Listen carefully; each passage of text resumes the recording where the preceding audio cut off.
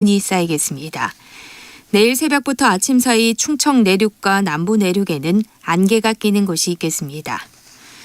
서울지방 현재 기온은 8도, 습도는 60%입니다. 10시 뉴스를 마칩니다. 지금까지 아나운서 전주리였습니다. KBS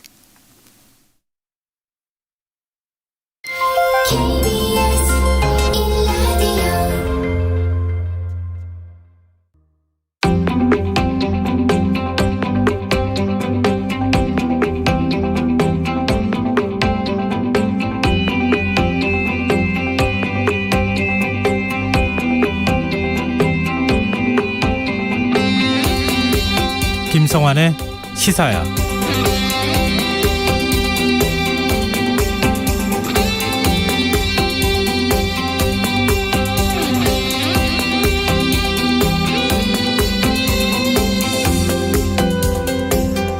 안녕하십니까. 시사평론가 김성환입니다. 국민의힘 선거대책위원회가 오늘 공식 출범했습니다. 윤석열 후보는 지겹도록 역겨운 위선 정권을 반드시 교체해야 한다면서 공정이 상식이 되는 나라를 만들겠다는 포부를 밝혔는데요. 윤 후보는 정권 교체를 위한 단합을 강조했지만 선대위 구성 과정에서 갈등을 보인 김종인, 김병준 위원장의 역할 분담, 그리고 이른바 윤핵관이라고 불리는 윤석열 후보 핵심 관계자 문제는 여전히 상존해 있다는 지적도 나오고 있습니다. 민주당 이재명 후보는 오늘 일반 국민들과 선대위 회의를 열고 코로나19 지원 대책과 관련해 정부가 책임을 다하지 않았다고 비판했는데요. 이재명 정부가 되면 국가의 의무를 개인에게 떠넘겨 눈물 짓게 하는 일은 없을 것이라고 강조하기도 했습니다. 이 후보의 이런 행보를 두고 문재인 정부와 차별화에 나선 것이란 분석이 나오는데요. 과연 어느 쪽이 국민들의 마음을 움직일 수 있을까요? 대선을 석 달여 앞둔 정치권의 움직임 어떻게 봐야 하는지 잠시 후 뉴스에서 자세히 살펴보겠습니다. 코로나19 확진 판정을 받은 학생 수가 늘면서 정부가 내년 2월부터 만 12세에서 18세 청소년들도 방역 패스가 있어야 학원과 독서실을 이용할 수 있도록 했는데요. 현장에선 어떤 우려가 나오고 있는지 더 깊이 있게 들여다보는 인터뷰 시간에서 한국학원총연합회 관계자와 이야기 나눠보겠습니다. 여야의 시각으로 정치권의 움직임을 통찰력 있게 분석하고 토론해보는 시간이죠. 여의도 인싸 코너도 마련돼 있으니까요. 계속해서 많은 관심 부탁드리겠습니다. 김성환의 시사야는 청취자분들의 참여를 기다립니다. 방송 내용과 관련해 의견이 있으신 분들은 문자 보내주십시오. 당첨된 분들께는 모바일 상품권 보내드릴 텐데요. 참여하실 번호는 샵 9730이고요. 짧은 문자는 50원, 긴 문자는 100원의 이용료가 부과됩니다. 콩 게시판을 통해서도 무료로 참여하실 수 있고요. 콩 어플리케이션과 KBS 일라디오 유튜브 채널을 통해서도 저희 방송을 실시간으로 시청 또 참여하실 수 있습니다. KBS 일라디오 김성환의 시사야. 그럼 지금 시작하겠습니다.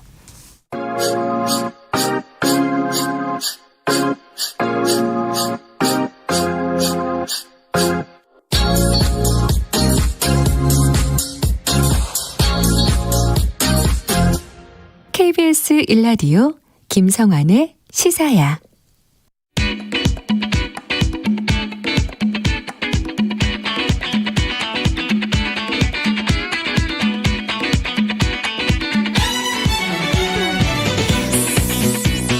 오늘 놓쳤던 뉴스 꼼꼼히 정리해드리는 뉴스야 시간입니다. 김민하 시사평론가 나와 계십니다. 안녕하세요. 안녕하세요. 네. 그동안 말도 많고 탈도 많았던 국민의힘 선거대책위원회가 출범식을 열고 본격 가동에 들어갔어요. 오늘 서울 송파구 올림픽 경기장 K스포에서 출범식을 이제 진행을 했는데요.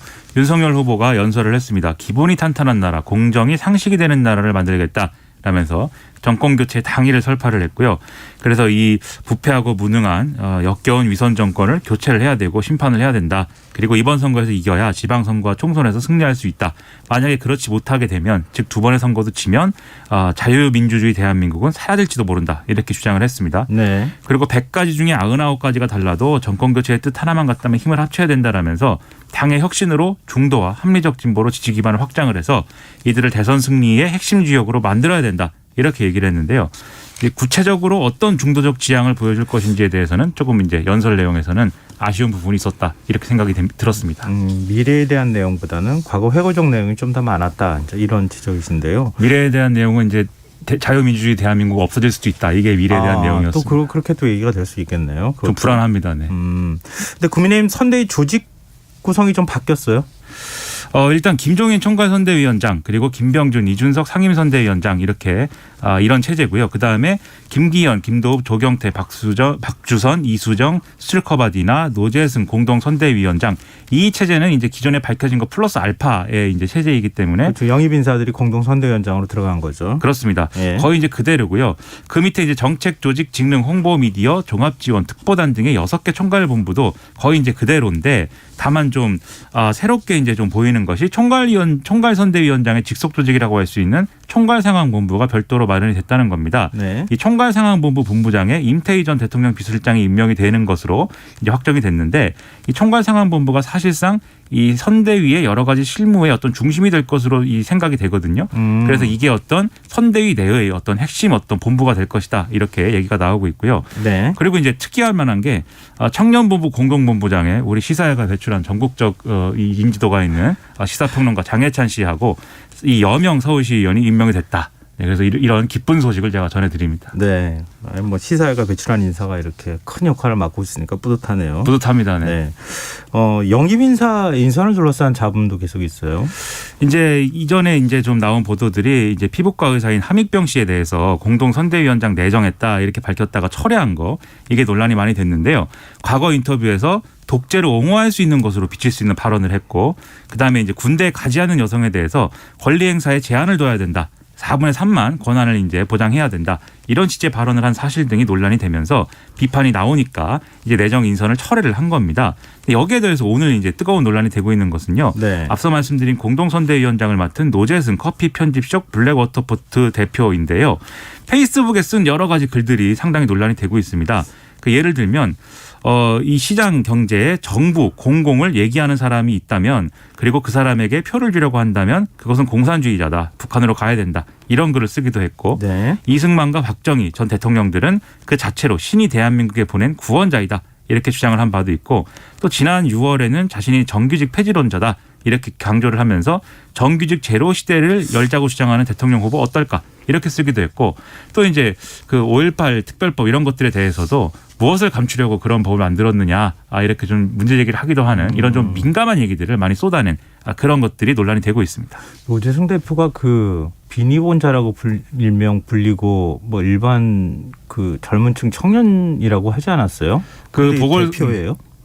이 자기가 운영하는 이제 그 업체가 있는 거고요. 그래서 이게 이제 커피 편집숍이지 않습니까? 예. 아마도 이제 커피와 관련된 이런 어떤 그러한 이제 가게 내지는 이제 기업체로 보이고, 그 다음에 여기 이분이 이제 말씀하신 대로 지난번 재보선 과정에서 그 유세차 국민의힘 이제 오세훈 후보 유세차에 올라가가지고 여러 가지 연설도 하고 할 때 그때 이제 비니 모자를 썼다고 그래가지고 네. 그 온라인에서는 비니좌. 이게 이제 온라인 문법으로는 좌자를 붙이면 이제 훌륭한 사람이다 이런 뜻입니다. 여기서는 이제 성환좌 이렇게 부르는 거죠. 네. 그런 것처럼 성환자의 예쁜 브로치 김미나 이런 건데 그래서 이제 비니좌 이런 표현을 많이 이제 쓰는 그런 사람이었는데 페이스북을 찾아보니까 이렇게 논란이 되는 글이 많이 썼다 이런 얘기입니다. 아니요, 저는 잘 안 불러줘도 되니까요. 아니, 그 브로치도 좋은 표현은 아니에요. 그렇습니다. 성환좌는 근데 좋은 표현입니다. 네, 알겠습니다. 자, 오늘 선대위 출범식에 윤석열 후보 부인 김건희 씨가 등장할지 관심을 모았는데 모습을 나타내지 않았어요. 이제 언론이 계속 이제 김건희 씨가 공식적인 행보를 이제 언제 어떻게 이제 시작하느냐에 대해서 굉장히 많이 이제 좀 얘기를 하고 있는데요. 오늘 말씀하신 대로 나타나지는 않았습니다. 그러니까 기자들이 또 물어봤습니다. 윤석열 후보한테 배우자 김건희 씨는 언제부터 공개 행보를 하느냐. 그런데 윤석열 후보는 제가 오늘 집에 가서 처에게 한번 물어보겠다. 이렇게 답을 한 것으로 보도가 되고 있거든요. 그렇다라고 하는 건 뭐 구체적으로 언제 이렇게 우리가 흔히 하는 말로 등판할 것이다라는 예정은 없다. 이런 얘기로 이제 일단은 받아들일 수가 있겠습니다.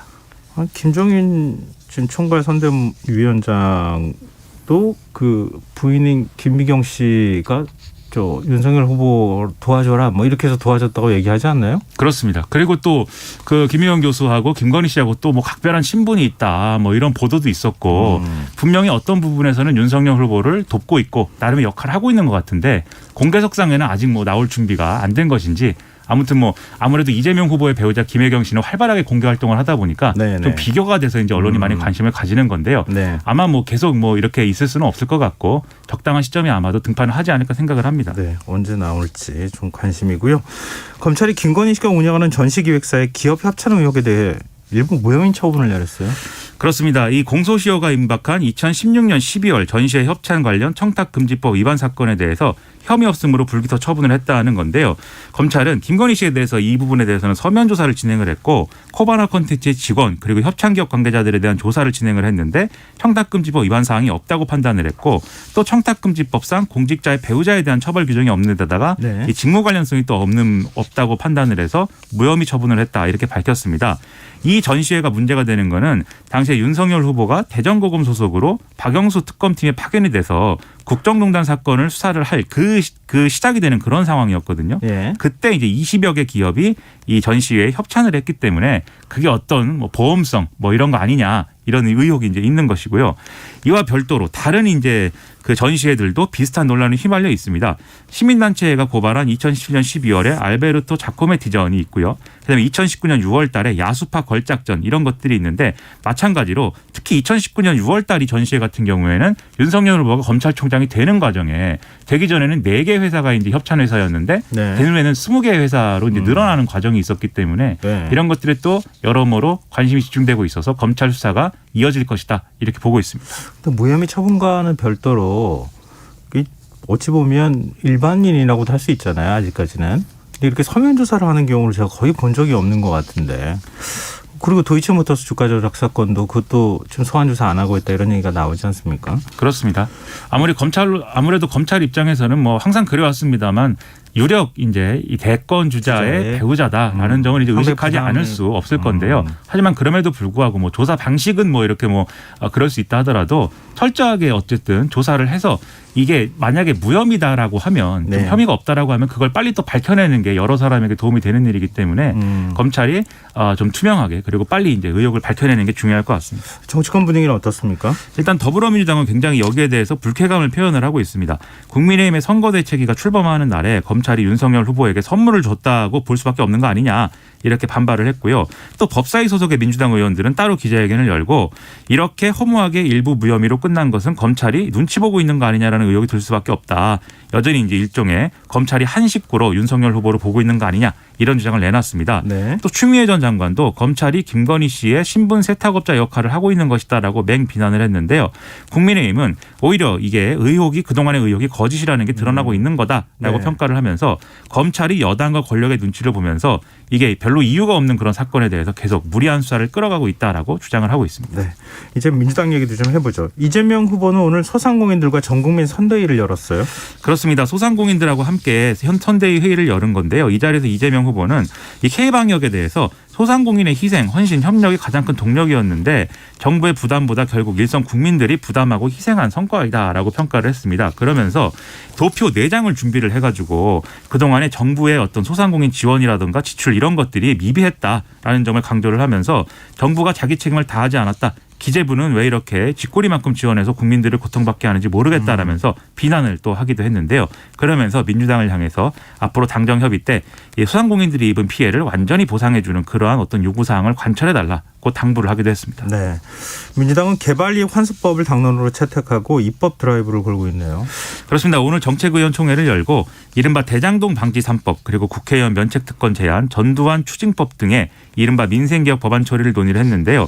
이 중에 지금 말씀하신 부동산 개발이익 환수 법안과 관련돼서 당론으로 채택을 해가지고 이번 국회에서 이제 처리를 하기로 이렇게 좀 합의를 했습니다. 그래서 12월 9일 정기국회 마감 때까지 최선을 다하겠다라는 게 윤호중 원내대표의 언급이었는데요.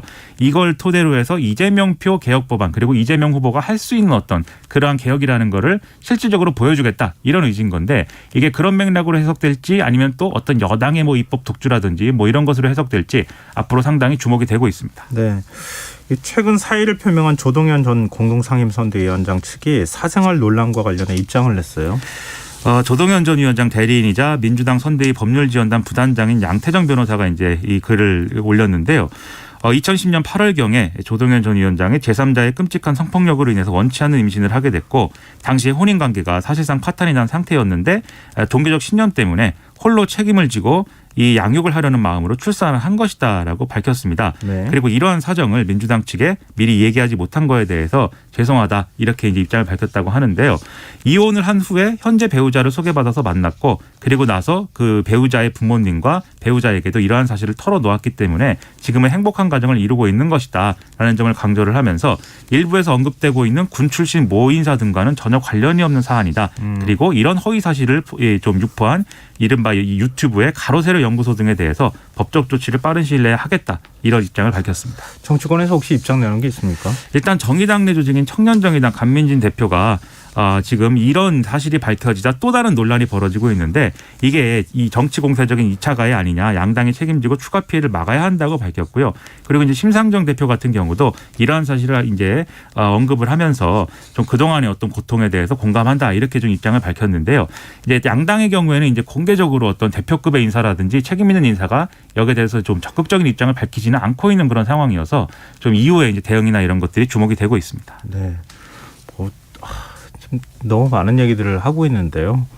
뭐라 그럴까요? 당시에 이제 군 폐쇄적인 문화 때문에 공개할 수 없었다. 이런 사정도 그 맥락이라는 게 있을 텐데 그걸 다 밝힐 수 없는 사정까지도 우리가 사실 알지 못하고 이렇게 한 사람을 일방적으로 얘기하는 게 맞는 것인가. 그렇습니다. 조심스럽네요. 네, 알겠습니다. 오늘 뉴스알 여기까지 하겠습니다. 지금까지 김민아 시사평론가였습니다. 고맙습니다. 고맙습니다.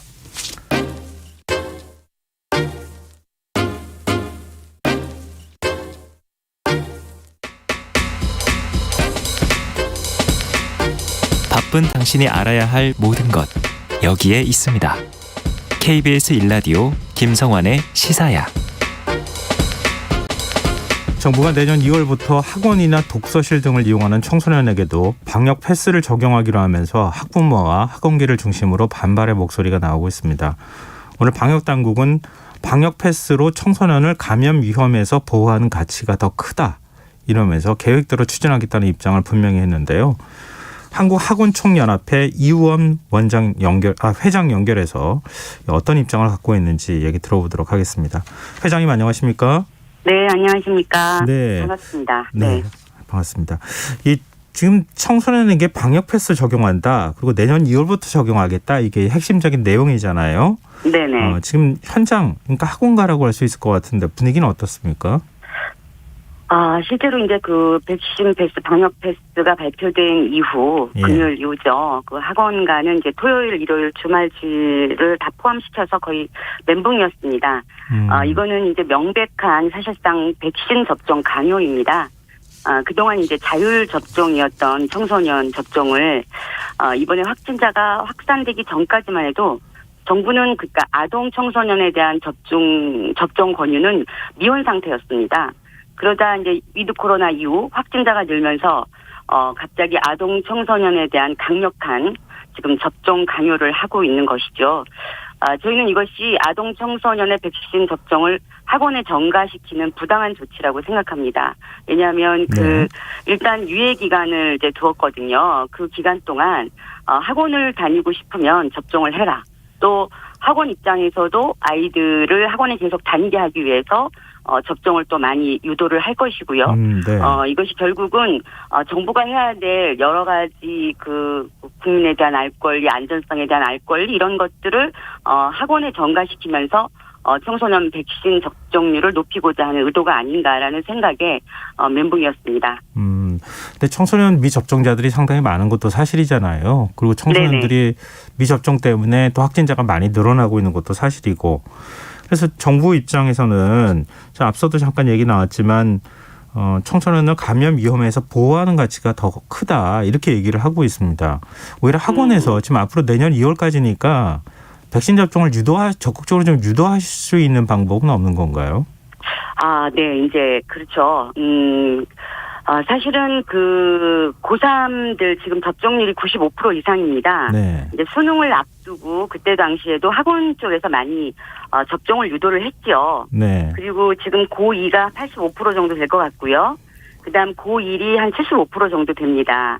그렇다면 이제 고등학생들의 접종률은 상당히 높은 편이고 네. 사실상 이 접종률을 높이는데 학원들이 어느 정도 상당한 기여를 했다고 저는 생각을 합니다. 근데 이제 문제는 이제 이 대상에 갑자기 지금 코로나가 이제 갑자기 확산되면서 초등학교 6학년 그러니까 사실은 2월 생일 기준으로 하면 12세라고 이제 한 살을 높였지만 5학년부터가 되는 거거든요. 네. 그러니까 초등학교 5학년, 6학년 중학생들이 이제 문제입니다. 이들은 지금 아마도 접종률이 15% 4배일 것이라고 지금 생각을 하고 있거든요. 네. 근데 이제 그동안 그러면 정부는 18세 이하에 대한 백신 접종 홍보가 전혀 없었습니다. 그리고 또 여러 가지 뭐 부작용에 대한 또 세계적인 여러 가지 선례도 있었고, 그러니까 이제 안전성에 대한 불안감이 이미 이제 부모들 사이에서 팽배한 상태이지요. 네. 그러면은 아이들이 제가 부모라고 할지라도 학원을 보내기 위해서 과연 5학년, 6학년을 백신 접종을 그렇게 흔쾌히 시킬 수 있을까? 근데 이런 부분들에 대해서는 퀘션이거든요. 그렇다면은 학생들의 안전이 그렇게 중요하고 아이들의 그 코로나 확산이 그렇게 불안했다면 네. 과학적 근거로 국민들에게 이미 그 안전성을 국가가 제시하여야 합니다. 그리고 홍보도 하고 책임도 진다는 그런 부분들이 있어야 되죠. 예를 들면 이제 어떻게 할까요? 학부모들이 물어옵니다. 네. 아이들은 학원을 가야 하고 학원을 가고 싶어 하는데 백신을 맞춰야 돼야 합니까? 안전할까요? 이렇게 물어오면 이제 학원 원장들 입장에서는 뭐 우리들의 아이들의 안전뿐이 아니고 타인의 안전도 위해서 우리가 지금까지 마스크를 쓰고 방역을 해왔듯이 백신도 맞추는 게 좋을 것 같습니다. 라고 이야기했을 때 네. 만에 하나 정말 네. 만에 하나입니다. 만에 하나 그 아이가 부작용이 생겼을 때 그러면 학부모가 원장한테 당신이 백신을 맞으라고 하지 않았느냐, 괜찮다고 하지 않았느냐라고 책임을 묻는다면 그 책임을 과연 학원 원장이 져야 되나요? 학원 교육자들이 져야 되나요? 사실상 저희도 네네. 그 초등학교 5, 6학년 중학생, 그러니까 18세 이하에 대한 백신 안전성에 대한 부분 저희도 확신할 수가 없는 거거든요. 그런 부분에 대해서 실제로 오늘 그 모 방송에서 네. 이대목동병원의 천은미 교수께서 나오셔서 네네. 이미 정부가 아이들의 그 백신 안전성에 대해서 과학적 근거로 많은 그 홍보 계도를 했었어야 된다. 이렇게 말씀을 하셨고 또 학교와 학원이 그 형평의 원칙에 어긋난 부분에 대해서는 맞지 않다. 이렇게도 말씀을 하셨거든요. 네네. 그렇다면 네. 당연히 저희들은 지금까지 뭐 수많은 업종이 힘들었겠지만 지난 2년 동안 뭐 집합금지도 당했고 운영 제한도 당했고 그랬습니다. 네. 그랬지만 결국은 그래도 우리들이 아이들을 가르치는 교육자이기 때문에 그런 것들을 다 감수해 왔지요. 그런데 왜 이제 와서 그걸 감수 안 하겠습니까? 합니다. 아이들이 안전하다면 정말 안전이 보장돼 있다면 감수하지요. 해서 코로나가 확산되는 것도 막고 아이들이 안전하게 교육받을 권리를 받는 것도 저희들이 당연히 제도를 하지요. 하지만 실제로 아까도 말씀드렸듯이 저희조차도 아직은 18세 이하의 백신 접종이 안전한가 이런 거에 대해서는 저희조차도 의문인 것이죠. 그래서 회장님. 지금에 와서 네네. 지금에 와서 얘기가 정부가 계속 지금 이렇게 네. 길어져가지고요. 저희가 네네네. 허락된 시간이 네. 그렇게 많지는 않은데 물론 네네네. 이제 아유, 네, 예, 그렇습니다. 학원들 네네. 입장 굉장히 좀 네. 난처하실 것 같고요. 근데 정부에서 그동안에 이제 백신을 처음에는 이제 확진자가 늘지 않는 상황, 학생 확진자가 많이 나오지 않는 상황에서는 백신 부작용 우려가 좀 더 크기 때문에 백신을 네네. 맞았을 때 얻을 수 있는 이익보다 부작용 우려가 있어서 일단 권고한다 이렇게 밝혔는데 지금 확진자가 늘어나는 상황이니까 네네. 맞았을 때 얻을 수 있는 이익이 크다 이렇게 지금 얘기를 하고 있는 상황이기도 한데요. 네네. 지금 방역 패스가 도입된다면 구체적으로 학원가에 어떤 피해가 가는 겁니까? 많은 피해가 옵니다. 일단 이제 늘 코로나 시기에 늘 그래왔듯이 그 이제 풍선 효과라는 것도 나올 수 있고요. 예를 네. 들면 지금 이 그 업종이 포함된 이 대상에서는 학원만 이제 포함이 됐고요. 예. 그 외에 이제 제가 뭐 타 업종을 좀 거론하기는 그렇습니다만 교습소 뭐 개인과외 뭐 그룹과외 공부방 이런 것들은 다 그대로 이제 뭐 포함이 되어 있지 않습니다. 네네. 그렇다면 부모들의 선택이겠지요. 백신을 맞고 학원을 다녀야 되냐, 아니면 또 일부 좀 그런 사는 집에서는 개인 과외로 돌리기도 하겠고요. 또 아니면 뭐 교습소, 네네. 공부방, 그 제도권 안에 있지 않은 다른 곳으로 아이들이 이제 쏠림 현상이 있을 수가 있습니다. 이런 부분들에 대해서 네네 무슨 이쪽은, 말씀인지 네네. 알겠습니다. 일단은 이 백신을 접종받지 않은 학생들이 학원에 올 수 없다 이렇게 말씀하셨는데 네네. 과거에는 아예 온라인 수업으로 하는 경우도 있었긴 했었잖아요. 근데 그것 자체가 그렇죠. 지금은 좀 현실적으로 쉽지 않다는 건가요? 실질적으로 이제 디지털 전환을 지난번 집합금지 비대면 교육 때 이미 큰 학원들은 준비를 끝냈습니다. 네네. 그리고 대형 학원들은 그 콘텐츠를 계속 만들어내서 일부 코로나 특수를 누리고도 있고요. 예. 그러나 이제 대다수가 이제 이 골목 상권에 있는 작은 학원들이에요. 네네. 이들은 비용이나 설비 시스템 면에서 녹록지가 않습니다. 그리고 이제 이 학원이라는 데가 돌봄 기능도 포함되어 있거든요. 네네. 예를 들면 학교가 끝나고 학원을 가는 동안 맞벌이 부부들이 퇴근을 할 동안 학원에서 이제 돌봄 기능도 같이 하기 때문에 사실은 비대면 교육에 한계가 있고요. 네. 특히 예능 학원들은 실제로 비대면 교육이 어렵습니다. 알겠습니다. 지금 이제 내년 2월까지니까 시간 조금 남아 있는 상황이잖아요. 일단 네네. 뭐 정부의 요구도 지금 하고 계시는 상황이니까 지금 네. 학생들이 감염자가 나오는 걸 바라는 건 아닌 상황이니까 또 그 그럼요. 사이에 좀 소통을 좀 하셨으면 어떨까 그런 생각이 드네요. 네, 오늘 말씀 여기까지 듣겠습니다. 말씀 고맙습니다. 네, 감사합니다. 네, 지금까지 한국학원총연합회 이우원 회장이었습니다.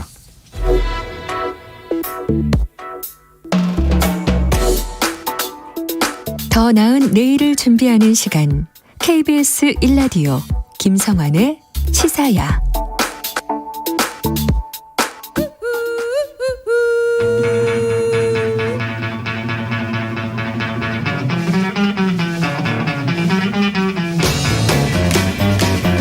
정치인의 눈으로 여의도 국회 움직임을 통찰력 있게 꿰뚫어보는 시간입니다. 여의도 인사이트, 줄여서 여의도 인싸입니다. 민주당 신경민 전 의원 자리하셨습니다. 안녕하세요. 네, 안녕하세요. 국민의힘 오신환 전 의원 나오셨습니다. 안녕하세요. 네, 안녕하세요. 두 분이 오늘 옷 색깔을 맞추신 것 같아요. 굉장히 멋있어 주셨어요. 그래요? 네, 약간 겨울남, 늦가을 남자라 그래야 되나요? 뭐 은근히 춥습니다. 추워서 목을 가리고. 근데 공식 행사에 참여하실 기회가 많기 때문에 혹시 그런 건 아닐까. 지금 오늘 또 오신환 네. 전 의원께서는 선대위 출범식 참여. 예, 다녀왔습니다. 예. 네. 어땠나요? 분위기 보시기에? 뭐 일단 코로나 때문에 뭐 옛날처럼 뭐 군중의 집회 형식은 아니었고요. 예. 온라인을 통해서 중심으로 하되 이제 각 지역의 당협위원장들, 국회의원들 그리고 선대위에 기본적으로 발표되어 있는 본부장 중심으로 했고요. 좀 특이한 것은 나는 국대다에서 네. 이렇게 발탁되지 못하고 중도에서 아쉽게 탈락한 2명의 고3 학생과 여성 사회인이 본인의 시민 연설을 했는데요. 상당히 오히려 후보나 다른 상임위원장, 선대위원장의 연설보다도 굉장히 집중력 있고 흥미로웠습니다. 예. 근데 그 좋은 연설은 왜 언론에서 별로 주목을 안 하는 그러게 말이에요. 좀 아쉬운데요. 현장에서. 근데 윤석열 후보는 그 지겹도록 역겨운 위선 정권을 반드시 교체해야 한다. 좀 다소 거칠어 보이는 이런 얘기를 했어요. 물론 정권 교체의 어떤 당위성을 얘기하면서 한 설명으로 보이는데요. 일단 정권 교체 필요성을 전면에 내세웠다고 볼 수 있을 거 아니겠습니까? 신경민 전 의원님 어떻게 보셨습니까? 이 메시지. 윤석열 후보의 존재와 존립의 이유죠. 뭐 그렇게 얘기하는데 좀 단어가 이게 글쎄 뭐 이렇게 얘기하는 것이 뭐 좋다고 생각을 하니까 이제 이렇게 얘기를 했을 텐데. 그 동안에 뭐 약탈 정권 이런 표현도 쓰기도 하고 했었잖아요. 단어가 윤 후보의 단어가 누가 뭐 본인이 결정하는 건지 잘 모르겠습니다. 단어가 좀 뭐라 그럴까요? 좀 날섰다 그럴까요? 정치인의 단어로는 좀 맞지 않고. 오늘 정도면은 이제 이미 한 달 만에 지금 선대위가 출범하는 거 아니겠어요? 네. 보통 이게 지금까지 선례로 보면 선대위가 굉장히 시간이 많이 걸린 겁니다. 물론 뭐 사정은 저희들이 잘 알지만 오늘 정도면은 뭐 문재인 정권을 욕하는 것도 중요하겠지만 사실은 내가 뭘 미래에 좀 해보겠다 네. 하는 얘기 그런 키워드가 국민한테 좀 갔어야죠. 그런 점에서는 조금 아쉽고요. 상대당이긴 하지만은 정치의 어떤 품격을 위해서 정치의 그 원래 목적을 위해서 한번 좀 생각을 하는 스피치였으면 좋았겠다는 생각이 있습니다. 오신환 의원님. 네. 네. 일단 뭐 정권 교체를 열망하는 국민들의 마음을 담은 표현인데요. 네.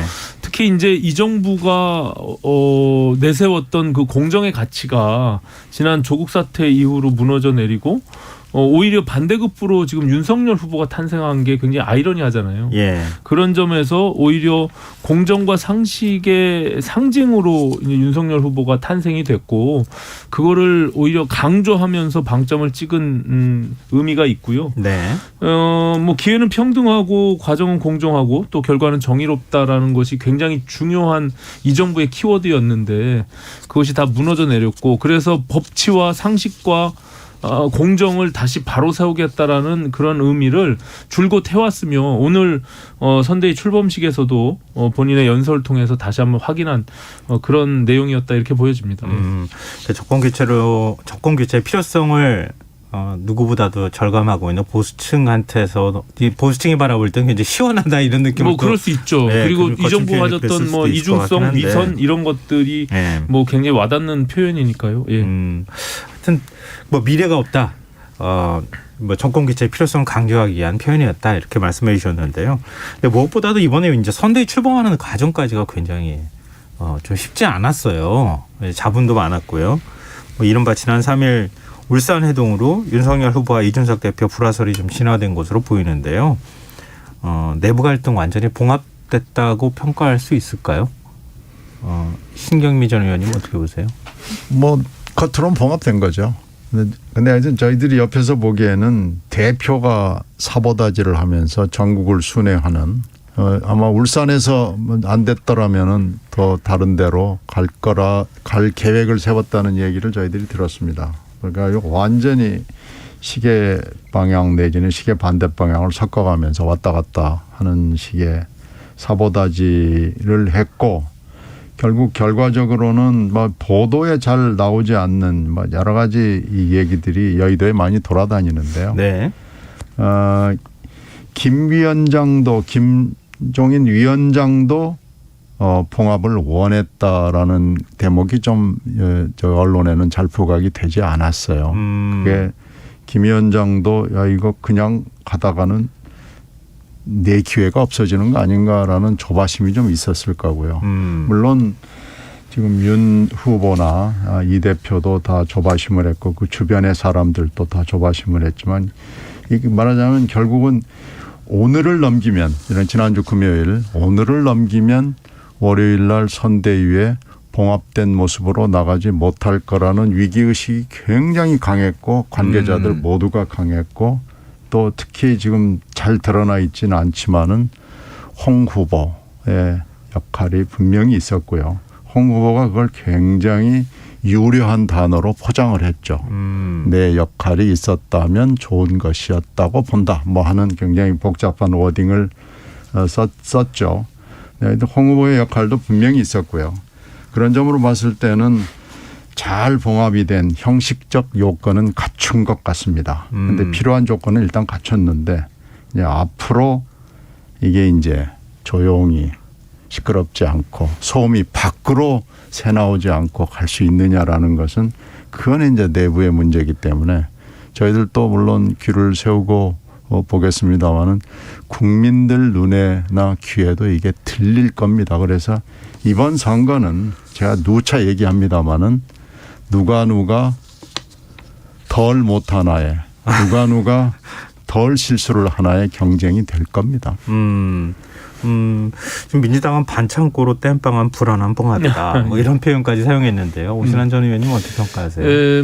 뭐 당대표가 전국을 돌면서 선대위에서 또 뭐 일부 언론에서는 당무를 거부한 이런 표현을 썼는데요.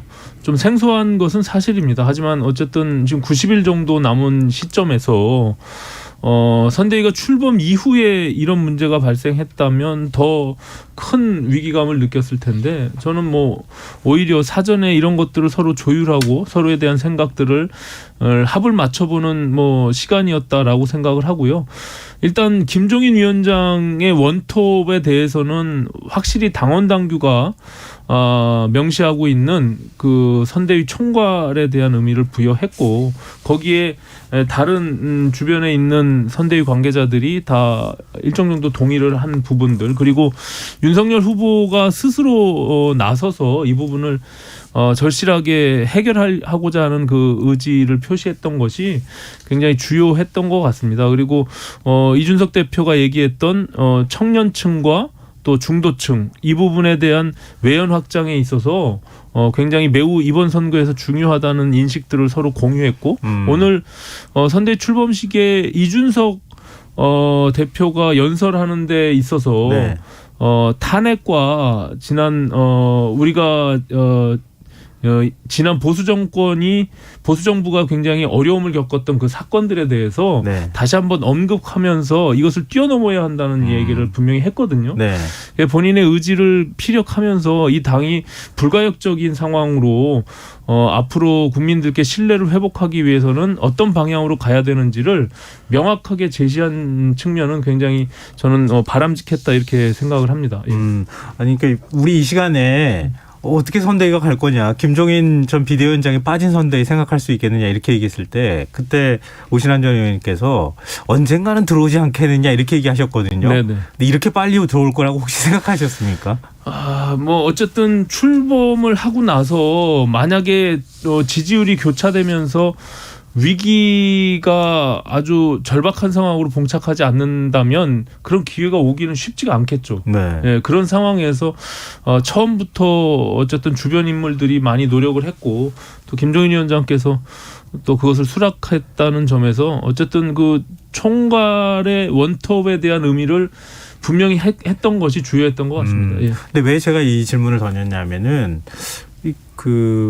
국민의힘의 공식 후보가 되면서 윤석열 후보가 그리고 컨벤션 효과가 있었잖아요. 네. 여론조사가 그걸 이제 보여줬고 상당히 큰 격차가 벌어진 것처럼 이렇게 얘기가 됐는데 선대위 그 인선 문제 가지고 좀 갈등하고 흔들리는 모습이 나타나면서 지지율이 많이 떨어졌고 결국은 다시 출발선에 섰다 이런 평가가 나왔거든요. 그렇습니다. 예. 근데 그거에 대한 위기감이 아마 작동하지 않았을까 이제 이런 분석이 있는데 그러면 이제 선대위 구성을 끝냈잖아요. 원래 당초 가려고 했던 그림대로 나온 거잖아요. 일단은 물론 이제 김병준 지금 이제 상임 선대위원장은 어떻게 할 것이냐 이런 문제가 또 남아 있기는 하지만 그럼 앞으로 지지율 추이는 두 분은 어떻게 예상하십니까?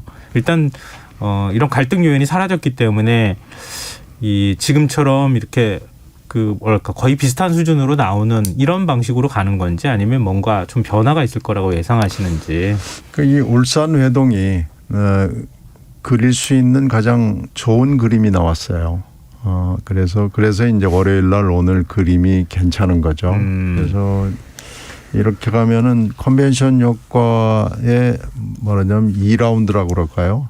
그런 것들이 좀 다 이번 주 후반부터 감지되지 않을까 하는 그런 약간의 판단이 있습니다. 그래서 그걸 이제 민주당 입장에서는 잘 봐야 되는데 이것을 상쇄할 수 있는 조치가 민주당에서는 필요하죠. 네. 오늘 윤석열 후보가 연설하는 과정에서 유의미한 것은요. 과거에 대선의 선대위가 오히려 후보가 외부에서의 다른 캠프를 통해서 당의 선거가 운영이 됐다라는 지적을 하면서 이번에 본인만큼은 당이 주도하는 당의 선대위에 모든 것을 맡기겠다라고 하는 것이 굉장히 의미 있는데요. 사실 그 이전에 윤석열 캠프 내에서 경선 과정에서도 비선 캠프가 있는 거 아니냐라는 계속 지적을 받았잖아요. 근데 본인이 이것을 말끔히 이제 털어내고 당 중심의 모든 것을 맡기고 당의 후보로서 그 역할을 다 하겠다라고 방점을 찍은 것은 윤석열 후보가 나름 굉장히 결단을 하고 이제 본인이 의지를 가지고 선거를 치러 나가겠다 이런 결심을 한 것 같다는 판단이 있었습니다. 그래서 저는 이제 앞으로 뭐 지금 김병준 상임선대위원장이나 김종인 총괄선대위원장과의 관계들의 관심이 많은데요. 저는 그렇게 우려하고 있지 않고요. 예. 김종인 위원장이 가지고 있는 컬러나 정무적 판단, 메시지들이 또다시 그 힘을 작동할 거다. 저는 이렇게 보고 그 일성으로 지금 소상공인 자영업자들에 대한 굉장히 고통받는 지금 포스트 코로나 이후의 문제들 예. 이런 것들을 언급하면서 이제 민생의 행보로 다가가는 그리고 이준석 한 축으로는 이준석 당대표가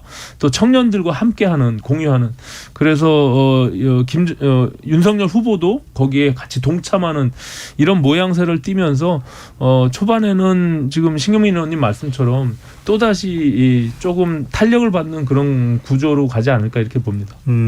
근데 이제 뭐 우려하는 쪽의 입장에서는 지금 김병준 상임선대위원장 말씀하셨지만 김종인 전 비대위원장이 이제 총괄선대위원장 맞자마자 김병준 상임선대위원장이 그동안에 시장 자유주의 얘기했던 것에 대해서 좀 각을 세우는 듯한 모습을 보였고요.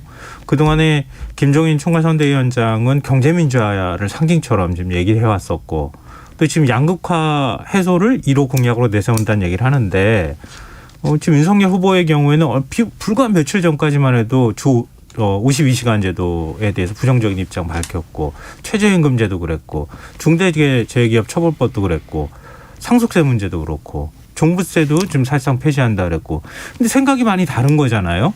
그럼 김 전 위원장한테 그런 부분을 다 일임해서 맡기고 이전의 기조로 완전히 바꾸는 겁니까? 아니면은 그냥 기존 기조로 가져가면 서로 생각이 다르기 때문에 마찰이나 충돌이 벌어질 가능성은 혹시 없을까요? 뭐 저 개인적으로는 뭐 그 간극이 그렇게 크지 않다라고 보고요. 다만 지금 소상공인 자영업자들에 대한 긴급 구조 이런 부분들에 대해서는 뭐 이견이 있을 수 없다라고 생각을 하고 그것이 오늘 김병준 위원장의 연설에서 뭐 국가주의와 퍼플리즘에 대한 얘기를 언급했거든요. 네. 거기서 이제 김종인 위원장이 국가가 해야 될 역할에 대한 방점과 충돌이 일어나는 거 아니냐 이렇게 볼 수는 있는데 생각은 약간 다를 수 있지만 저는 뭐 선대위의 메시지로는 전혀 뭐 큰 문제는 없다. 예, 그리고 사안별로 이것이 총괄선대위원장하고 상임선대위원장의 메시지가 충돌하면서 캠프가 흔들릴 정도의 문제는 발생하지 않을 것이다. 저는 이렇게 봅니다. 앞으로 그러면 김종인 총괄선대위원장이 중심이 돼서 공약을 새롭게 내놓는 이런 모습을 보일 것이다. 저는 일부 캠프의 선대위 구성도 그렇고 김종인 위원장의 역할이 더 커질 것이다 이렇게 보여집니다. 신경민 전 의원님 이제 그렇게 갈 텐데 거기서 이제 뭐 소리가 소음 수준으로 날 거냐 아니면 굉음이 날 거냐 하는 건 두고 봐야죠. 그래서 소리는 납니다.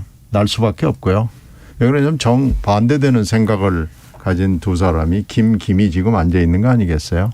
지금 고유의 문제인 윤핵관 문제하고 서초동 캠프의 문제 뭐 이런 것도 있지만 뭐 그건 정리하는데 그렇게 어렵지 않을 거고요.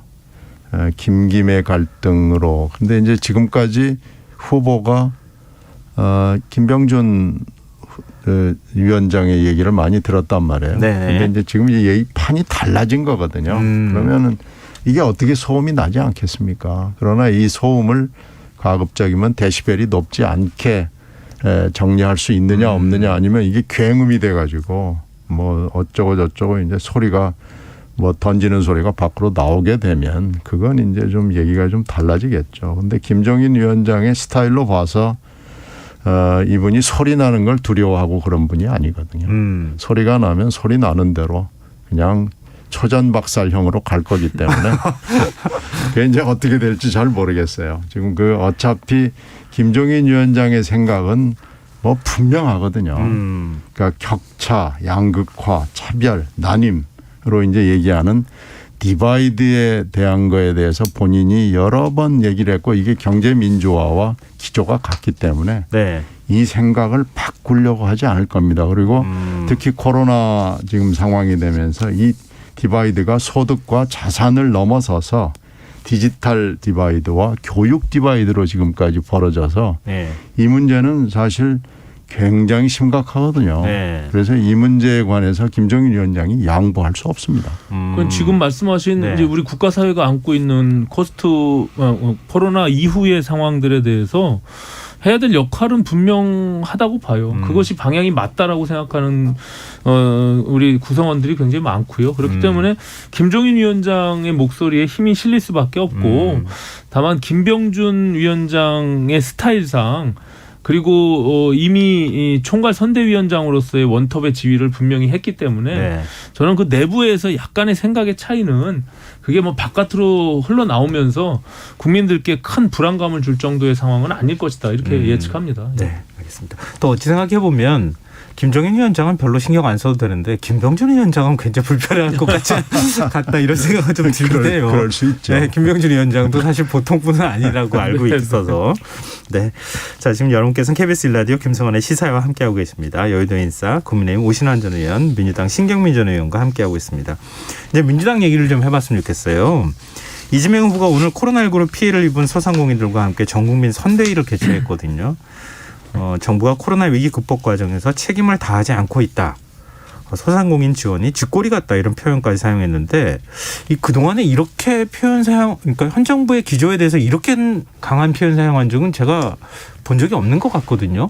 일종의 차별화에 나섰다고 봐야 되는 겁니다. 가끔 했죠. 가끔 좀 차별화성 멘트들은 있었죠. 근데 이렇게까지 정면으로 비판하듯이 얘기한 거는 없었던 것 쥐꼬리 같거든요. 부분에 대해서 뭐 기분 나쁘게 생각할 수 있는 사람들은 꽤 있죠. 근데 지금 인기가 높은 현직 대통령이 있는 여당의 후보라는 기본적인 그 존재의 굴레가 분명히 있는 거죠. 그래서 이걸 지금 어떻게 해야 되나 하는 건 아마 이재명 후보 본인 자체도 지금 정리를 잘 못하고 있는, 이거 뭐 어차피 굉장히 어려운 상황입니다. 그래서 이게 이것뿐만 아니고 여러 가지 지금 기회가 있을 때마다 이런 비슷한 차별화인 것 같이 보이는데 또 차별화가 아닌 걸로 얘기를 하는 아주 애매모호한 두리뭉실한 뭐 이런 얘기들이 계속 지금 나오고 있는 건데요. 네. 뭐 이것도 그 일환으로 봐야 될 건데요. 쥐꼬리 같다는 표현에 대해서 좀 기분이 좋지 않은 사람들은 분명히 있겠죠. 뭐 전면적인 차별화라고 보이기는 네, 어렵고. 그건 아닐 겁니다. 지금 네. 이 딜레마적 상황, 그 연장선상에서 봐야죠. 네. 오신환 의원님. 저는 개인적으로요.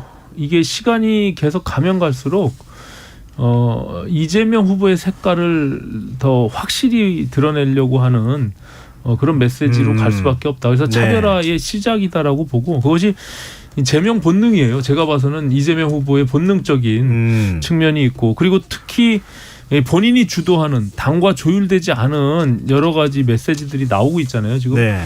사시 부활의 문제나 뭐 과거에 재난지원금 얘기했지만 지금 뒤로 물러났지만 뭐 이런 것들이 툭툭 던질 때마다 그 이재명 후보가 주도하는 드라이브를 걸겠다라는 메시지거든요. 거기에 당이 이 초반에는 지금까지는 그것을 호흡을 맞춰주고 있지만 전 당내에서도 분명히 이 부분에 대한 불만들이 나올 것이다. 특히 이 사법시험 문제는 과거 문재인 대통령이 민정수석 때 또 노무현 정부 때 그것이 막 이루어진 부분이고, 그렇죠. 로스쿨 그때도 있고. 지금 내내 민주당이 그것을 견제해 왔거든요. 그렇기 때문에 이게 꼭 공약화돼서 이재명 후보가 얘기하는 것이 실천되리라고 생각하지는 않지만 오히려 그런 것들이 계속 파열음을 낼 때는 저는 당과의 충돌 또 내부 구성원들과의 불만의 목소리가 표출될 가능성은 분명히 있다 이렇게 생각합니다.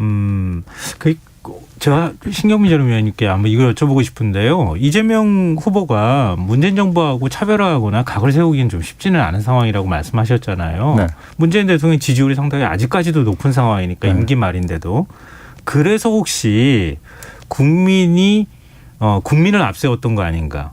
국민이 바라지 않는다면 원전도 지금 공사 준다는 거 신한울 다시 공사 재개할 수 있다고 얘기한다거나 이렇게 국민들이 원한다면 이러면서 지금 일정하게 차별점을 두는 이런 방식으로 전략을 취하는 거 아닌가 그런 생각도 들거든요. 뭐 하여튼 생각이 복잡한 것은 분명하고요. 그렇다고 그래서 전면적으로 문재인 대통령과 차별화를 하겠다 이렇게 할 수는 없습니다. 지금 현재 뭐 흔히 집토끼 산토끼라는 표현을 쓰고 중도라는 표현을 쓰는데요. 어차피 지금 대선판에서 지금 현재는 약간 좀 왔다 갔다 한다는 인상을 줄 수밖에 없는 뭐 그런 지금 아주 딜레마적 상황이 계속되고 있고 앞으로도 그렇게 될 겁니다. 그럼 이거는 오신환 전 의원께 여쭤보고 싶은데요. 그 정권 교체론이 여론조사하면 좀 높게 나오잖아요. 50% 넘게 나오거나 이렇게 하는 것 같은데 그렇지 않은 여론보다 좀 높은 거는 뭐 분명한 사실인데 물론 이제 그걸 분석하는 방법에 따라 다르긴 하지만 윤석열 후보 지지율이 정권 교체를 바라는 지지율보다 낮게 나오는 현상은 어떻게 봐야 되는 겁니까? 뭐 과거에 보면요, 정권 교체가 60% 이상 나오더라도 과거 이명박 정부에서 박근혜 정부로 갈 때도 정권 교체는 60% 이상 훨씬 넘게 나왔거든요. 네네. 그럼에도 불구하고 민주당이 패했죠. 저는 단순히 정권 교체 지지율만 가지고 선거를 치른다면 그건 굉장히 큰 어려움을 겪을 수 있다 이렇게 보고 있고요. 네네. 아까 말씀하신 앞으로 5년 뒤에 새로운 정부의 비전들을 분명히 보여야 되는데 저는 이재명 후보가 지금 조국 사태에 대해서 사과 발언을 여러 번 했죠. 그리고 원전과 관련해서도 다시 검토할 필요가 있다. 뭐 사법시험 이런 부활의 문제. 이런 것들이 사실은 이 문재인 정부의 상징이에요. 굉장히 큰 중요한 문제입니다. 그러니까 이런 것들을 건드리는 것 자체는 차별화를 하겠다는 거죠. 다만 지금 이제 말씀하신 40%에 육박하는 문재인 대통령 지지율이 이게 관건인데 그렇기 때문에 애매모호한 지금 표현을 쓰거든요. 그러니까는 야당보다 오히려 민주정부의 새로운 정부가 더 유능하고 잘할 수 있다. 뭐 이런 식의 표현들을 통해서 약간 그것 또한 정권 교체라고 하는 이미지들을 국민들께 좀 각인시키려고 하는 네네. 이런 전술을 쓰고 있는데 굉장히 큰 어느 쪽을 선택하지 않으면 이런 혼란 속에서 선거를 끝까지 치를 수밖에 없는 그런 딜레마 속에 있다. 저는 이렇게 보여집니다. 네. 이 질문 여쭈는 게 거의 마지막일 것 같은데요. 두 분 다 1분씩 정도 답변하시면 될 것 같아요. 정의당 심상정 후보와 국민의당 안철수 후보가 좀 오늘 회동을 했고요. 쌍특검하고 결선 투표제 도입 필요성에 공감대를 이뤘다고 하거든요. 이 후보의 움직임에 대해서 어떻게 생각하시는지 또 지금 뭐 김동연 전 부총리도 지금 후보로 뛰고 있는 상황이기도 하고요. 제3지대 문제에 대해서 어떻게 보시는지 두 분이 한 말씀씩 부탁드립니다.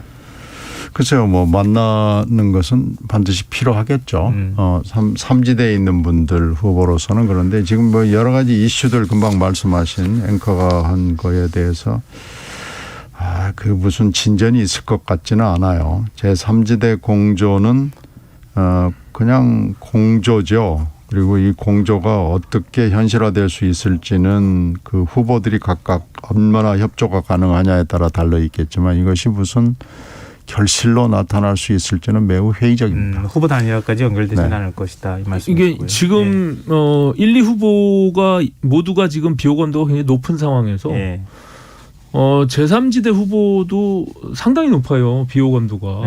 그리고 이 제3지대가 열리려면 그 자체가 굉장히 좀 신선하고 새로워야 되는데 그런 메리트가 없는 거죠. 그렇기 때문에 저는 그 파괴력은 제한적일 것이다 생각이 들고 그것이 지금 여론조사에 나타나고 있으며 그리고 지지층 자체가 이미 안철수 후보의 지지층과 정의당 심상정 후보의 지지층은 다르거든요. 완전히. 그것이 그냥 단순히 만난다고 해서 이것이 뭐 큰 어떤 파괴력이나 시너지가 날 것 같지는 않다. 저는 이렇게 보여집니다. 네. 두 분 다 공이 단일화까지 가기는 어려울 것 같고 단일화는 전혀 다른 쪽하고 하려고 하는 거 아닙니까? 나중에 김정인 위원장이 안철수 벌써 얘기를 꺼내고 있는 상황이어서 얘기는 같이 하고 뭐 행동은 또 달리 하겠죠. 양쪽의 마음이 다 다른 데 있는 것 같아요. 어떻게 움직이는지 좀 지켜보죠. 여의도 인싸 오늘 여기까지 하겠습니다. 지금까지 민주당 신경민 전 의원, 국민의힘 오신환 전 의원이었습니다. 말씀 고맙습니다. 네, 고맙습니다. 감사합니다. KBS 라디오 김성환의 시사야 1부 순서는 여기서 마무리하겠습니다. 전 11시 정각 2부에 다시 오겠습니다.